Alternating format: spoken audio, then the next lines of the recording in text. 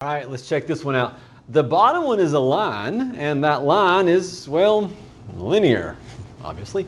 The top one, no. The top one is a parabola, which makes it parabolic. So we have a quadratic and we have a line. Let's talk about what that could look like. First of all, this is a parabola that opens upward. And so it's going to look like this. And the other one is a line. So we could have a situation like this and they wouldn't meet at all. We could have a situation like this where they meet twice. So we're looking for points of intersection. Or we could have a situation like this. This was going to be, whoa now. We could have a situation like this, a little harder to draw, where it touches, well, where they don't touch at all. I've really intended it to be a little bit different. Let's try that again. Where it touches at exactly one point. I didn't draw that very well, but it would be a point of tangency is what that's called, where it touches at one point and represents the slope at that point. Drew a little bit smushed up, but anyway. Let's go back and let's get rid of some of these things. Nah, let's do it this way instead. There we go. Come on. Go away. Go away. Go away, little dot. All right. Stop wasting everybody's time. All right. The last problem we did elimination, where we said, oh, we have a y and a negative y. We can cancel them out. I'm not going to do that this time. I'm going to use substitution because if y equals this and y equals this, then they must equal each other. So we're going to solve this. When we solve it, we will basically stare at it for a second, briefly panic, and then realize, wait, we can do this. And here's what we're going to do. We're going to get all our x's on the same side, and we're going to do that because it's quadratic. So again, the purpose of this is to review some skills that you have seen before.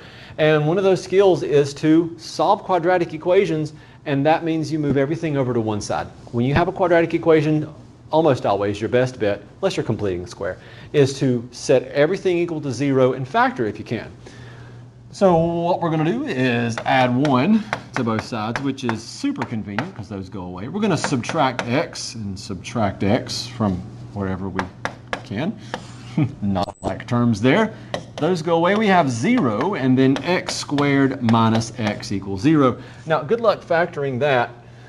I said that like it doesn't factor. Okay, this doesn't factor in the traditional way that we're used to factoring, where we're like, oh, we have two sets of parentheses. We'll get deeper into factoring, of course. But again, this is a review of skills you've seen before. GCF. We have a greatest common factor here of x. So we'll factor an x out of both of those terms. That means we're going to have x, and then x divided by x is 1, negative 1 in this case. And if I have x times x minus 1 equals 0, then basically if I have two things that equals 0, whatever those two things are, then somebody's equal to 0. Either the first factor is equal to 0 or the second factor.